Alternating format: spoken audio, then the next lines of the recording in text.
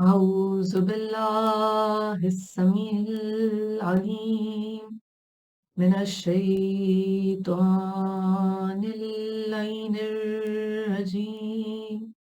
بسم الله الرحمن الرحيم. الحمد لله رب العالمين.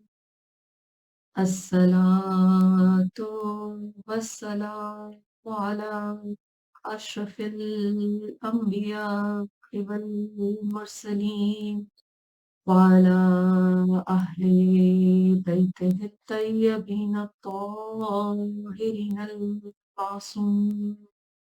أما بعد فقد قال الله تعالى في كتابه وهو أصدق الصادقين. بسم الله الرحمن الرحيم.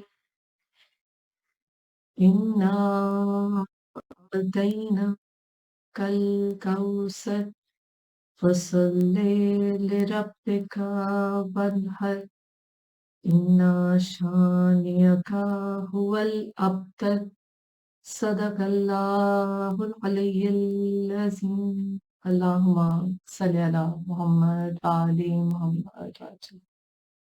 عزیزان گرامی، اس مکتبہ حسینی درسگاہ کربلا جس کے در ہر سال ہم پہ کھلتے ہیں، اس مجلس حسین میں شریک ہونے کی سعادت بے شک ایسی ہے کہ جو انسان کے تمام تر گناہوں کو دھو ڈالتی ہے۔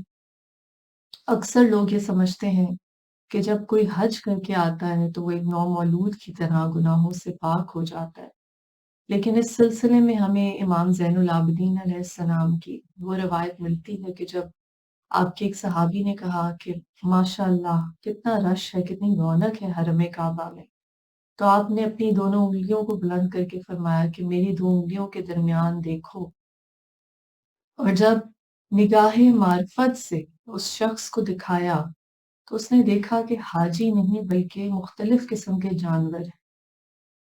اس سے یہ ثابت ہوتا ہے کہ صرف حج کرنے سے ضروری نہیں گناہ دھل جائیں، مگر ہاں پانچویں امام امام باقر العلوم علیہ السلام کا یہ قول آپ نے کہا کہ جو غم حسین میں مچھر کے پر کے برابر ایک آنسو بھی بہا دے، مچھر کے پر کے برابر، اس کے لیے وہ آنسو روز محشر اس کے اور جہنم کی آگ کے درمیان ایک ڈھال بن جائے گا اور اس کے لیے جنت میں ایک محل تعمیر کرنے کا باعث ہوگا۔ سبحان اللہ۔ اس کا مطلب یہ ہے عزیزان گرامی کہ یہ مجلس حسین، یہ ذکر بار بار ایک اپرچونٹی ہے، بار بار ایک موقع ہے اثر نو اپنی زندگی کو ترتیب دینے کا، اپنے نفس کا تزکیہ کرنے کا اور دین و دنیا کی سرخروئی کا۔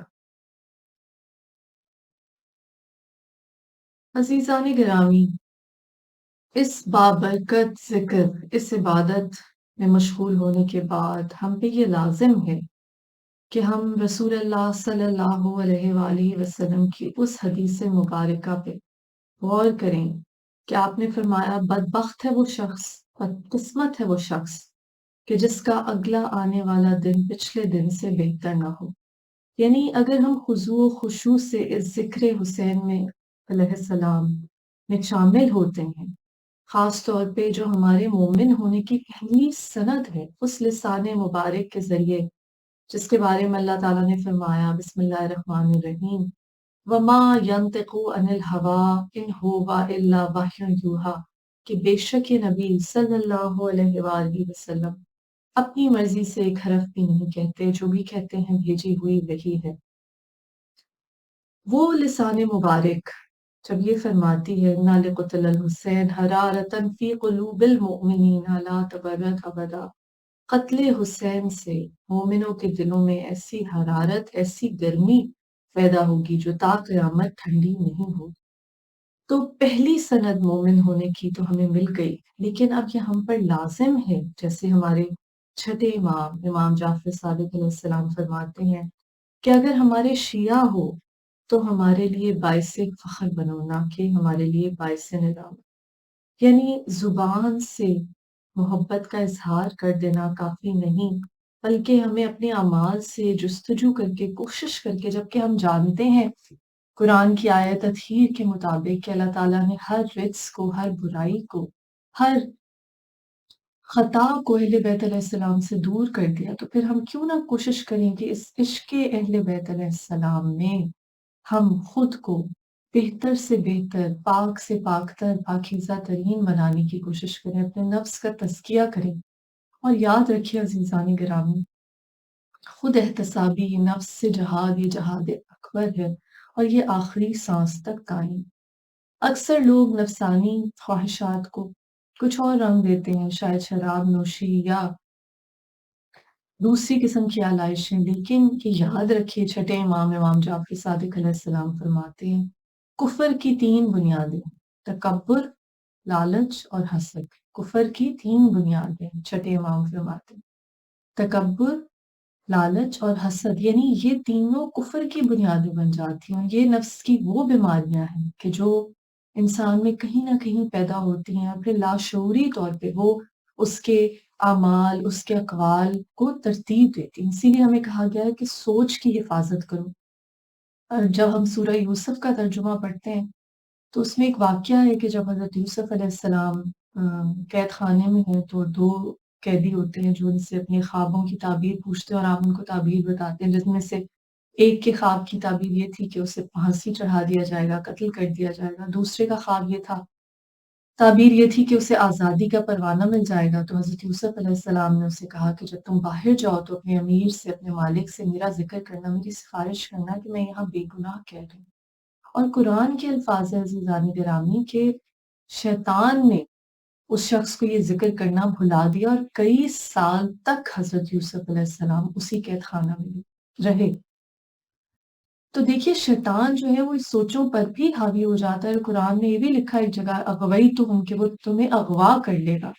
اسی لیے مولا کائنات مولا علی علیہ السلام نے کہا کہ اپنی سوچوں کی حفاظت کرو، کیونکہ جس طرح قطرہ قطرہ مل کر دریا بنتا ہے، اس طرح تمہاری سوچ تمہارے کردار کو تشکیل دیتی ہے، تمہارے اعمال کو اور تمہارے کردار کو تشکیل دیتی ہے۔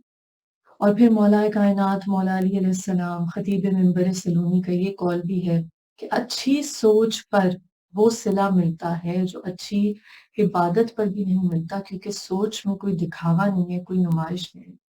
تو عزیزان گرامی، جب ان پاک ہستیوں سے جن کے لیے انبیاء نے بھی قرآن میں بارہا دعائیں کی، وَالْحِقْنِي بِالصَّالِحِينَ، ہمارا الحاق صالحین کے ساتھ کرتے، خطبہ نہج البلاغہ میں جب حضرت آدم علیہ السلام کا ذکر کیا کہ وہ نیکوکاروں کے ساتھ جنت میں تھے، تو وہ عالین، وہ عظیم ہستیاں، اللہ تعالیٰ کے نور کا وہ پیکر، وہ ہستیاں جن سے الحاق کے پیغمبر بھی خواہش مند ہیں، جب ہم ان سے محبت کا دعویٰ کرتے ہیں تو پھر یقیناً ہم پر لازم ہے کہ ہم کسی نہ کسی طرح دنیاوی خواہشوں، دنیاوی جستجو، دنیاوی الہ جو بت ہیں، جھوٹے بت بنے ہوئے، تکبر کا بت ہے، دولت کا بت ہے، طاقت کا بت ہے، دنیاوی مال و متاع کا بت ہے، ہمارے دلوں میں ان کی پرستش نہ کریں، بلکہ لا الہ الا اللہ جس کے لیے امام حسین علیہ السلام نے اتنی عظیم قربانی پیش کی، اس کی روح کو سمجھیں اور اپنے کردار کو بلند سے بلند کر سکیں، تاکہ ہمارا جو دعویٰ محبت ہے، ہمارے دلوں میں جو گداز ہے، جو گرمی ہے اہل بیت علیہ السلام کے عشق کی، اس کو عملی جامہ پہنا سکیں، اس کو ہم اپنے عمل سے ثابت کر سکیں۔ آج ہم بات کریں گے اہل بیت رسول صلی اللہ علیہ وآلہ وسلم کی کوفہ آمد پر، اور مختلف علماء نے اس کو کس طرح سے درج کیا ہے۔ شہادت امام علی مقام امام حسین علیہ السلام کے بعد اہل بیت رسول کو ابن زیاد کی فوج نے جس طرح اسیر کر کے کوفہ لے جایا گیا، اس کو مختلف مورخین اپنے اپنے انداز میں تحریر کیا ہے۔ الفاظ مختلف ہیں، تاہم ان کا مطالعہ واقعات کی یکسانیت کو ثابت کرتا ہے، اور ہم یہاں تمام دوسرے واقعات جو اس کی بیک گراؤنڈ میں ہیں، پس منظر میں ہیں، ان کو چھوڑ کر ذریت رسول صلی اللہ علیہ وآلہ وسلم کے کوفہ میں داخل ہونے کے واقعات کو پیش کریں گے، جن سے یہ واضح کہ یہ اسیر کس نوعیت کے تھے۔ انہی کے نانا رسول خدا صلی اللہ علیہ وآلہ وسلم کی امت ان کے ساتھ کیا سلوک روا رکھ رہی تھی۔ علامہ ڈاکٹر مجتبیٰ حسن کامون پوری اپنے مقدمہ میں لکھتے ہیں، ابن سعد نے کربلا سے کوفہ اہل حرم کو پامال و تباہ روانہ کر دیا۔ حکومت کی طرف سے کوفہ اور دارالامارہ کی آرائش کی گئی، سجاوٹ کی گئی تھی۔ اس آرائش کے ذکر میں مولانا سلامت اللہ صاحب لکھتے ہیں، نکاروں کی فلک شگاف آوازیں بلند تھیں، ان نکاروں کی فلک شگاف آوازوں کے ساتھ رسول صلی اللہ علیہ وآلہ وسلم کی قیدی ذریت کا قافلہ شہر میں داخل ہوا۔ آگے آگے نیزوں پر شہیدوں کے سر تھے، سروں کے پیچھے رسن بستہ اسیر اونٹوں پر سوار تھے۔ ایک عرصے کے بعد زینب کبریٰ علیہ السلام کوفہ میں آئی تھی۔ تماشائی عورتوں میں یقیناً وہ بھی رہی ہوں گی جو عہد خلافت امیر المومنین مولا کائنات مولا علی علیہ السلام میں دختر امیر المومنین علیہ السلام سے ملنے آتی ہوں گی، لیکن تاریخ نے کسی عورت کا نام نہیں لیا جس نے ثانی زہرا علیہ السلام زینب کبریٰ علیہ السلام کو پہچان لیا ہو۔ بعض عورتوں نے ان کی حالت زار اور چہروں کی شرافت اور نجابت کو دیکھ کر یہ پوچھا بھی، دریافت بھی کیا کہ تم کس خاندان کے قیدی ہو۔ مخدرات عصمت و طہارت نے جواب دیا کہ ہم آل محمد صلی اللہ علیہ وآلہ وسلم کے قیدی ہیں۔ تاریخ نے کوفے کی عورتوں کا ذکر کیا ہے، وہ اس ہولناک منظر کے نظارہ کی تاب نہ لا سکیں اور بے ساختہ رونے لگیں۔ بشیر بن حزیم اسدی نے، جو اس منظر سے کافی متاثر تھا، اپنے جذبات ان تقریروں کا متن اور ان کے متعلق اپنے تاثرات تاریخ کے سپرد کیے ہیں۔ بشیر ثانی زہرا علیہ السلام کی تقریر سے اتنا شدت سے متاثر ہوا کہ ان کی تقریر کا متن بیان کرنے سے پہلے اپنے تاثر کا اظہار کرتا ہے کہ میں نے پردہ نشینوں میں اس سے پہلے ایسی طاقت نہیں دیکھی تھی۔ ایسا معلوم ہوتا تھا کہ بیٹی اپنے باپ علی علیہ السلام کی زبان سے بول رہی ہے۔ بشیر کہتے ہیں کہ آپ یعنی بی بی زینب علیہ السلام نے مجمع کو اشارہ کیا کہ چپ ہو جاؤ۔ فوراً ایسی خاموشی چھا گئی کہ سانس کی آہٹ بھی نہیں ملتی تھی۔ سید اولاد حیدر فوق بالگرامی اہل بیت علیہ السلام کے کوفے میں داخلے سے متعلق لکھتے ہیں کہ جب عبید اللہ ابن زیاد کو اسیران اہل بیت علیہ السلام کی آمد معلوم ہوئی تو اس نے تمام شہر میں منادی کرا دی کہ کوئی شخص مسلح ہو کر گھر سے باہر نہ نکلے اور کسی قسم کا ہتھیار اپنے ساتھ نہ رکھے۔ اس کے علاوہ 10,000 فوج کو تمام شہر کی گلیوں اور ناکوں پر معین کر دی کہ شیعان علی علیہ السلام اور دوست اور احباب اہل بیت علیہ السلام کسی قسم کا تعرض نہ کریں۔ شہر کے ضروری انتظام کے بعد اس نے قصر دارالامارہ یعنی محل کو بھی خوب آراستہ و پیراستہ کیا۔ قدرت خدا کی جشن ہے قتل حسین کا آہ۔ دوسرے دن صبح کو عمر سعد اپنی ہمراہی فوج کے ساتھ بڑے تسک و احتشام سے شہر میں داخل ہوا۔ داخلہ اہل بیت علیہ السلام کی خبر پا کر चारों तरफ से कूफा के बेगैरत नामर्दों का वो हजूम हुआ कि अल हफीज़ो अल अमान, दोस्त और दुश्मन सब ज़ुर्रियत रसूल सल्लल्लाहु अलैहि वसल्लम को इस हालत में देखकर हाय हाय करके रोने लगे और सब के सब अपने किए पर पछताने लगे। जनाब इमाम ज़ैनुल आबिदीन अलैहिस्सलाम ने इनको इस हालत में देखकर फरमाया, ए लोगो, जब तुम मेरे हाल पर रोते और नौहा करते हो तो बतलाओ कि हमारा कत्ल करने वाला कौन। सहल शहरोजी का बयान है कि मैंने असीरानी अहले बैत अलैहिस्सलाम को अपनी आंखों से देखा कि उनको असीराने तुर्को देलम की तरह से लिए जाते हैं। चारों तरफ से तमाशाइयों का हजूम था। कोठों पर से औरतें उनकी इबरत खेज हालतों का नजारा कर रही थी। उनमें से एक ने पूछा, तुम लोग किस कौम के असीर हो? जवाब दिया, हम लोग असीराने आले मोहम्मद सल्लल्लाहु अलैहि वसल्लम। बशीर बिन हजीम का बयान है बशीर बिन जजीम का बयान है कि इन तमाशाइयों को मुखातिब करके जनाब सानी ज़हरा अलैहिस्सलाम ने खुतबे का आगाज फरमाया। सहीफा कामिला के मुसन्निफ व मुतरज्जिम सैयद कायम रजा नसीम अमरोही अपनी किताब ज़बूर आले मोहम्मद में इस तरह कूफा में दाखिला अहले बैत अलैहिस्सलाम को बयान फरमाते हैं। शेख मुफीद रहमतुल्लाह ने अरशाद में और तबरी ने अपनी तारीख में इस दीगर अहले मकातिल ने बिल-इत्तफाक इस वाक़े को नकल किया है। खुज़ैमा असदी कहते हैं कि मैं इत्तफाक से उसी रोज कूफा में वारिद हुआ जबकि हजरत अली इब्न अल हुसैन अलैहिस्सलाम और उनके साथ अहले बैत अलैहिस्सलाम के कैदियों का काफिला कूफा में दाखिल हो रहा था। इब्ने ज़ियाद के हुक्म से शहर कूफा को नवासा रसूल सल्लल्लाहु अलैहि वसल्लम के कत्ल की खुशी में सजाया गया था। बाजार में तमाशाइयों का हजूम था।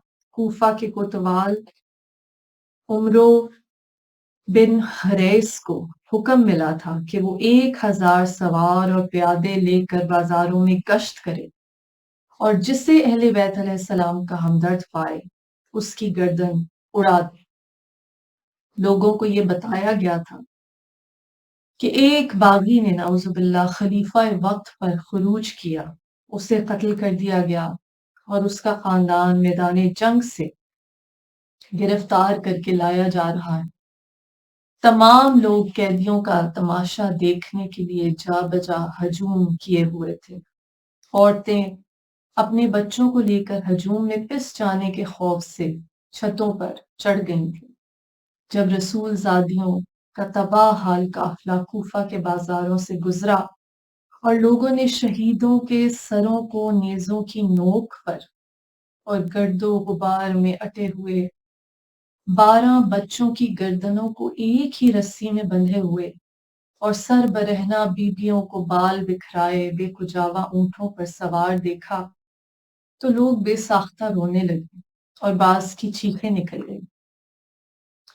जनाब ज़ैनब आलिया अलैहिस्सलाम शरीकतुल हुसैन ने जब ये चीखें सुनी तो बड़े पुरजलाल लहजे में कूफा वालों को मुखातिब करके कहने लगी, रोने वालों चुप रहो और मेरी बात सुनो। शेख मुफीद रहमतुल्लाह अलैह फरमाते हैं, आपका कलाम सुनने के लिए इस कदर सकूत छा गया कि गोया सांसों की आमदो रफ्त ठहर गई, सदाए शुतरा बंद हो गई।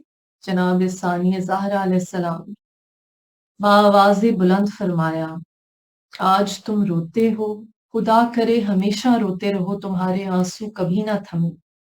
तुम्हें मालूम है कि तुमने क्या किया? तुमने रसूल सल्लल्लाहु अलैहि वसल्लम की औलाद को ज़िबा कर डाला और अब उनकी बेटियों को सरे बाजार तंगे सर तशहीर कर रहे हो। इस देखो, इस चंद रोजा मोहलत पर घुमंड ना करो। अल्लाह ताला جلد بازی نہیں کرتا، وہ دیر گیر مگر سخت گیر ہے۔ خزیمہ کا بیان ہے کہ خدا کی قسم میں نے ایسا مؤثر خطبہ دینے والی اور فصیح و بلیغ دوسری خاتون نہیں دیکھی۔ گویا آپ علیہ السلام زبان مولائے کائنات مولا علی علیہ السلام سے خطاب کر رہی تھی۔ سننے والوں نے آپ علیہ السلام کے الفاظ سے جب سنے تو شرم و ندامت سے اپنی گردنیں جھکائی۔ اس موضوع پر علامہ حسن رضا غدیری لکھتے ہیں، اہل بیت علیہ السلام کی بے سہارا بیبیوں اور یتیم بچوں کا قافلہ قیدی ہو کر اپنے سفر کی کٹھن اور خوفناک منزلیں طے کرتا ہوا کوفہ پہنچ گیا۔ یزید اور ابن زیاد کے جلاد مظلوموں کے اس قافلے کو اپنے گھیرے میں لیے ہوئے تھے۔ بغیر پالان کے اونٹوں پر سوار کر کے رسول زادیوں اور معصوم بچوں کو شہر میں لایا گیا۔ قیدیوں کے آگے آگے مظلوم شہیدوں کے سر نیزوں پر سوار تھے، جن میں 70 انصار حسین علیہ السلام کے 20 سر خاندان رسول صلی اللہ علیہ وآلہ وسلم کے تھے، اور سب سے آگے مظلوم کربلا جوانان جنت کے سردار حسین ابن علی علیہ السلام کا سر مبارک تھا۔ جب سیدہ زینب علیہ السلام کی نظر اپنے مظلوم بھائی کے سر اقدس پر پڑی اور دیکھا کہ نواسۂ رسول صلی اللہ علیہ وآلہ وسلم نوک نیزہ پر تلاوت قرآن فرما رہے ہیں، تو رسول زادی نے اشقیاء کی طرف متوجہ ہو کر گریہ کرتے ہوئے فرمایا، تم اس وقت کیا جواب دو گے جب رسول خدا صلی اللہ علیہ وآلہ وسلم تم سے پوچھیں گے کہ تم نے آخری نبی کی امت ہوتے ہوئے میری اطرت و اہل بیت علیہ السلام کے ساتھ میرے بعد کیا سلوک کیا؟ کسی کو قیدی بنایا، کسی کو خون میں نہلایا۔ اگر میں تمہیں اپنے قریبوں کے ساتھ نہایت برا سلوک کرنے کی تاکید بھی کرتا، تب بھی تم اس سے زیادہ برا سلوک نہ کر سکتے تھے۔ کیا میری نصیحتوں کا یہی اثر ہے؟ میں اس روز سے خائف ہوں جب دوسری امتوں کے مانند تم پہ بھی عذاب الہی نازل ہوگا، تم بھی عذاب الہی سے دوچار ہو جاؤ۔ ابن زیاد نے حکم دیا کہ جب قیدی شہر کے اندر داخل ہو تو کوئی شخص اسلحہ لے کر باہر نہ نکلے۔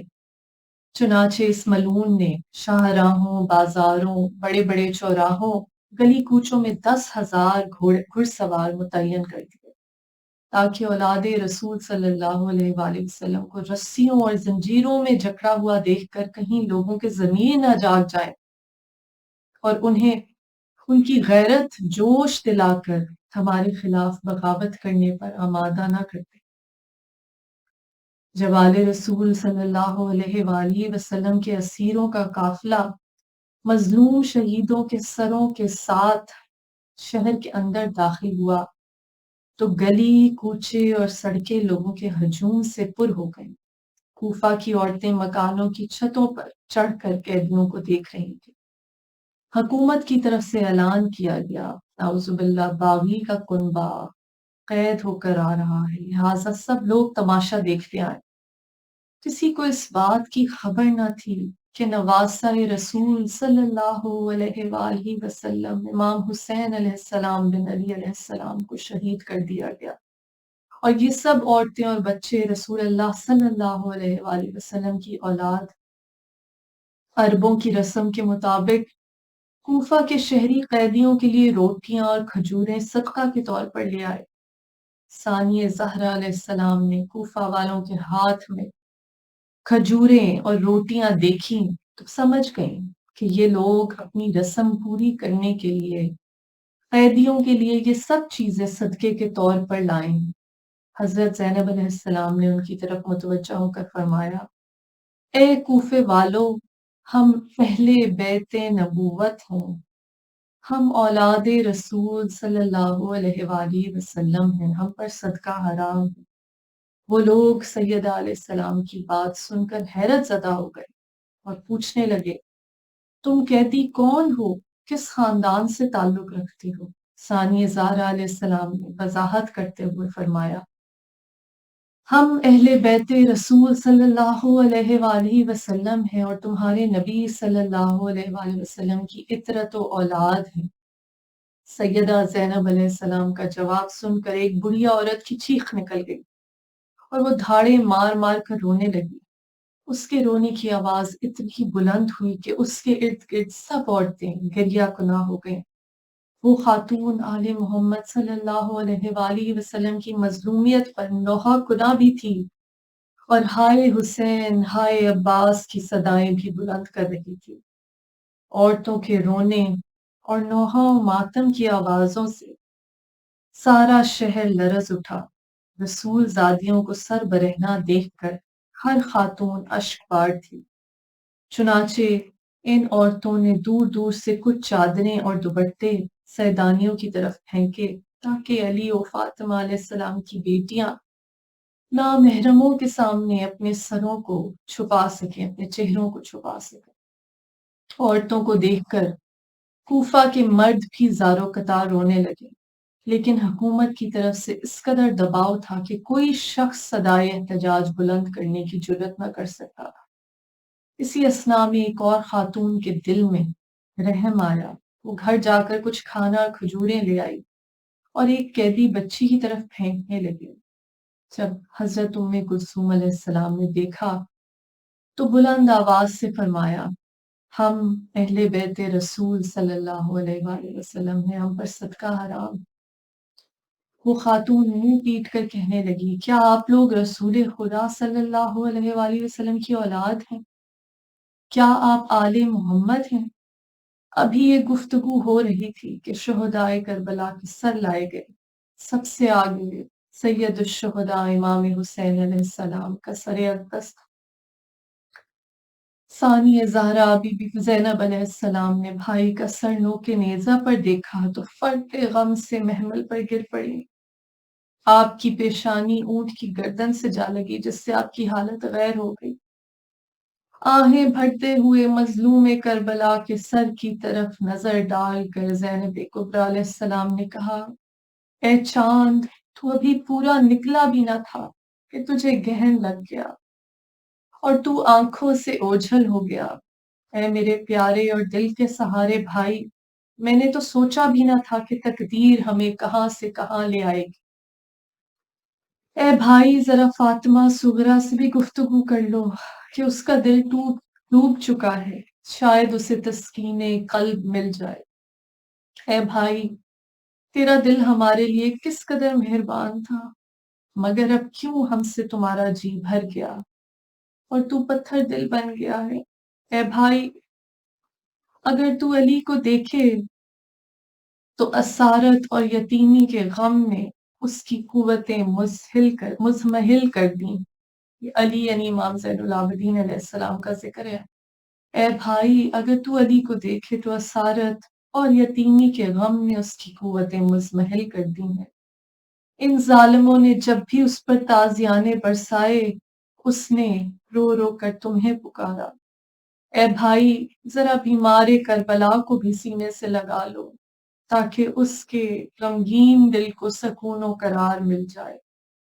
یتیم پر کیا گزرتی ہوگی جب وہ بابا بابا کہہ کر آپ کو پکارتا تھا لیکن اسے کوئی جواب دینے والا نہ تھا۔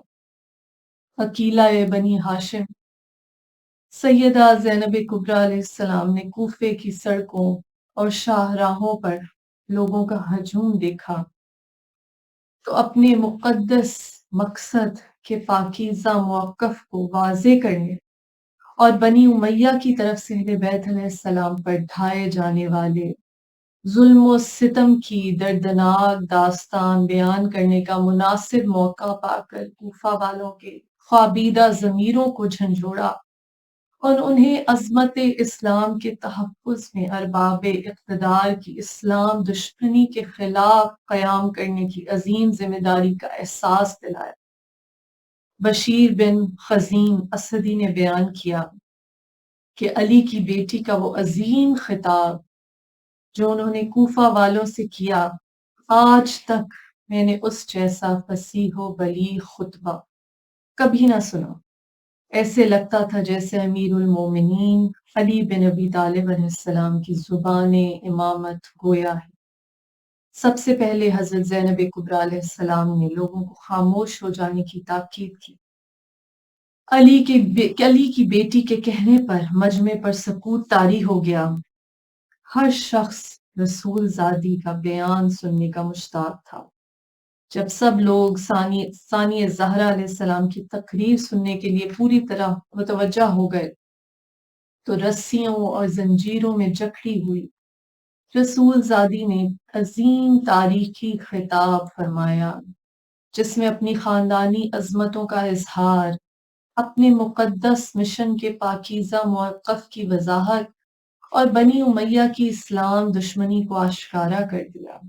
آپ نے اپنا بیان اس طرح شروع کیا: بسم اللہ الرحمن الرحیم۔ حمد ہے اس ذات حق کے لیے جو کائنات کا حقیقی حکمران اور خالق ہے۔ درود ہو اس پیغمبر صلی اللہ علیہ وآلہ وسلم پر جس کے وجود کی برکت سے کائنات خلق ہوئی، اور سلام ہو نبی کی پاک عطرت و اہل بیت علیہ السلام پر جنہیں اللہ نے ہر قسم کے نقص و عیب سے پاکیزہ و منزہ قرار دیا۔ اما بعد، اے کوفہ والو، اے دھوکہ و فریب کے عادی لوگو، ہماری مظلومیت کو دیکھ کر اب تم گریہ کر رہے ہو۔ خدا کرے تم ہمیشہ روتے رہو اور تمہاری فریادیں بلند رہیں۔ تمہاری مثال اس عورت جیسی ہے جس نے نہایت محنت اور کوشش سے سوت کاٹ کر مضبوط ڈوری باندھی، پھر خود ہی اسے ٹکڑے ٹکڑے کر دیا۔ یعنی تم نے پیغمبر صلی اللہ علیہ وآلہ وسلم کے ساتھ کیے ہوئے اپنے مضبوط وعدوں اور عہد و پیمان کو خود ہی توڑ ڈالا۔ اب گریہ کیوں کرتے ہو؟ تم نے جھوٹی قسمیں کھانے کو دھوکہ و فریب دینے کا ذریعہ بنا لیا۔ یاد رکھو تم سب کے سب بےہودہ بکنے والے ہو، فسق و فجور تمہاری فطرت میں داخل ہو چکا ہے۔ کینہ پروری تمہاری طبیعت کا جز بن چکی ہے۔ بے اختیار لونڈیوں کی طرح چاپلوسی کے عادی بن گئے ہو۔ دشمن کی طرح قمازی تمہارا شیوا بن چکی ہے۔ تم اس سبزے کی مانند ہو گئے ہو جو کثافتوں سے بھری ہوئی زمین پر اگتا ہے اور غلیظ و بدبودار بنیادوں پر لہلہاتا ہے، یا تم اس چاندی کی طرح ہو گئے ہو جو کسی مزار کی سجاوٹ کے لیے استعمال کی جاتی ہے۔ یاد رکھو تم نے اپنی بدکرداری کی وجہ سے اپنی آخرت خراب کر لی ہے۔ خدا کا عذاب تمہارے سر پر چھا چکا ہے، تم ہمیشہ اسی میں رہو گے۔ کیا تم آج ہم پر گریہ کرتے ہو؟ خدا کی قسم، اب رونے کے سوا تمہارے پاس کوئی چارہ کار نہیں۔ اب ہمیشہ روتے رہو، تمہارے ہنسنے اور مسکرانے کے دن گزر چکے۔ تم نے اپنے دامن پر رسوائیوں کے ایسے داغ لگائے ہوں جو کبھی دھل نہیں سکتے۔ تم نے ایسے گھناؤنے جرم کا ارتکاب کیا ہے جو کسی صورت پہ بھلایا نہیں جا سکتا۔ تم کس طرح اپنے اس مذموم عمل کی تعویل کر سکتے ہو؟ تم نے خاتم النبیین صلی اللہ علیہ وآلہ وسلم کے لخت جگر کو قتل کیا ہے۔ تم نے سید المرسلین صلی اللہ علیہ وآلہ وسلم کے نور نظر کو تہہ تیغ کر ڈالا ہے۔ تم نے جوانان جنت کے سردار کو ذبح کر دیا ہے۔ تم نے ایسی شخصیت کو قتل کر دیا ہے جو پریشانیوں میں تمہارا سہارا تھا۔ تم نے ایسے عظیم انسان کو شہید کر ڈالا جو مصیبتوں میں تمہارا فریاد رس تھا۔ تم نے اسے اپنی بربریت کا نشانہ بنایا ہے جو تمہارے لیے ہدایت کا مینارہ نور تھا۔ تم نے اسے موت کے گھاٹ اتار دیا جو تمہارے فطری حقوق کا محافظ و ترجمان تھا۔ یاد رکھو تم نہایت مذموم اور پست عمل کے مرتکب ہوئے ہو۔ تم نے بہت ہی برا کام انجام دیا۔ بے شک خدا تمہارا برا کرے اور تم تباہ و برباد ہو جاؤ۔ تمہاری کوششیں ناکام ہو گئیں، تمہاری دنیا و آخرت دونوں تباہ ہو گئیں۔ تم نے خدا کا غضب مول لیا اور تم ذلت و رسوائی کے سزاوار بن گئے۔ وائے ہو تم پر اے کوفہ والو! کیا تم نے غور کیا کہ تم نے رسول اللہ صلی اللہ علیہ وآلہ وسلم کے کس جگر گوشہ کو پارا پارا کر دیا ہے؟ کیا تم نے سوچا ہے کہ تم نے کتنی باعظمت رسول زادیوں کی چادریں چھین کر انہیں نامحرموں کے سامنے بے پردہ کر دیا ہے؟ کیا تم جانتے ہو کہ تم نے کیسی پاکیزہ ہستیوں کا خون بہایا ہے؟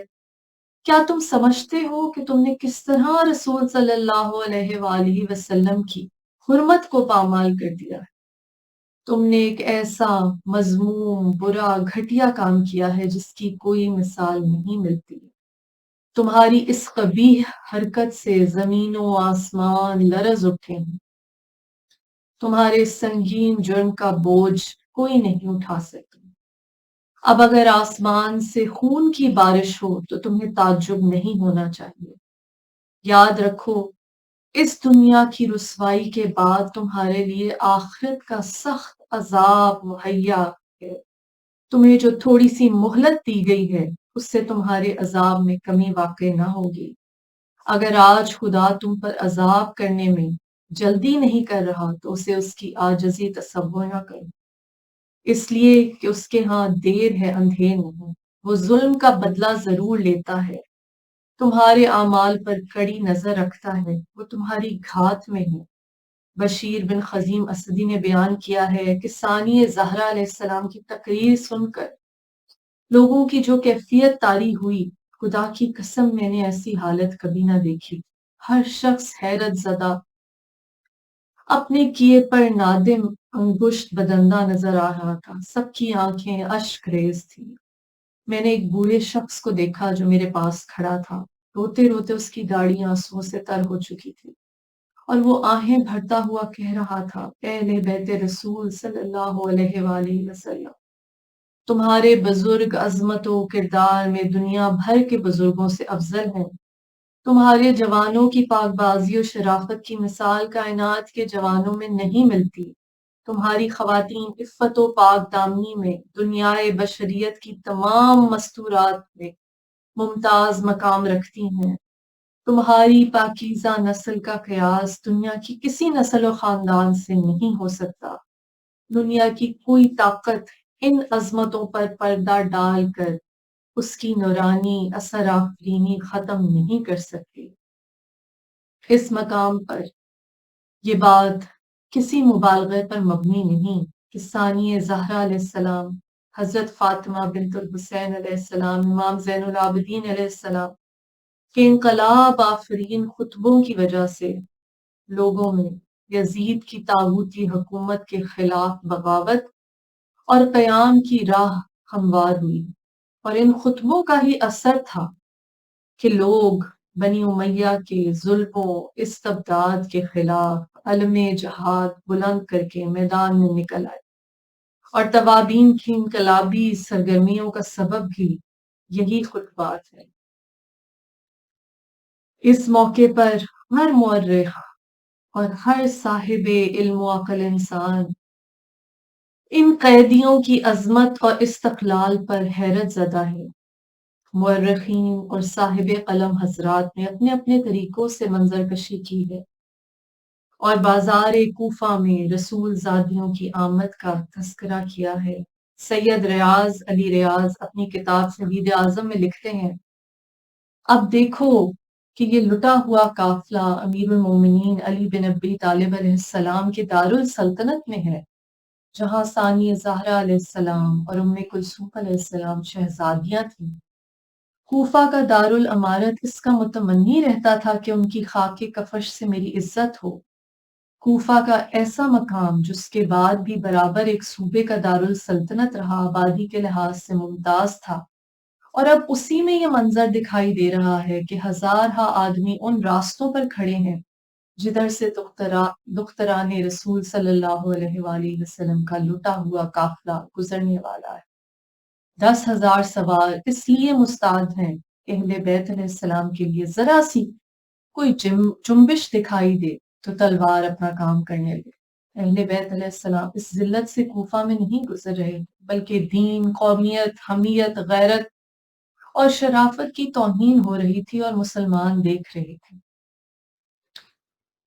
کہتے ہیں میں اب اس موقع پر پہنچا ہوں جہاں سے اس کا پوری طرح اندازہ ہو سکتا ہے کہ نرم دل ضعیف القوا خواتین کس طرح صبر اور اپنی قوت نفس سے مجمع پر حکومت کر رہے ہیں، رو کر نہیں، انہیں اپنے اوپر اختیار سے، ضبط سے، اپنے حقیقی احترام اور خاصے کی بلندی سے۔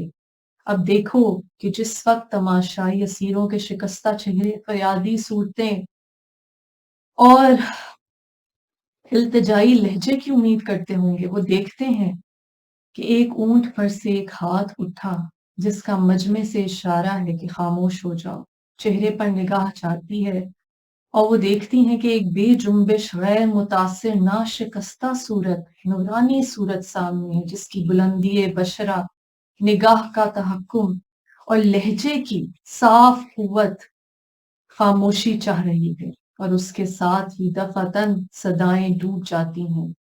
حیرت اور استعجاب لوگوں کو مخاطب کرتا جاتا ہے، اور دفعتاً کوفے کا وہ ٹکڑا جو حضرت زینب علیہ السلام کی نگاہ کے نیچے تھا، محلہ خاموشاں بن جاتا ہے۔ خاموشی یہاں تک کہ اونٹوں کے گلوں کی گھنٹیاں بھی سنائی نہیں دیتی۔ کوئی اتفاق نہ تھا کہ ایسے موقع پر دفعتاً ایسی خاموشی چھا گئی، بلکہ ثانی زہرا علیہ السلام کے مقام کا ارادہ اور اس کے پیچھے ان کے عظیم الشان نفس کی قوت تھی جس نے حتمی تصفیہ کیا تھا کہ ہم کچھ کہیں گے۔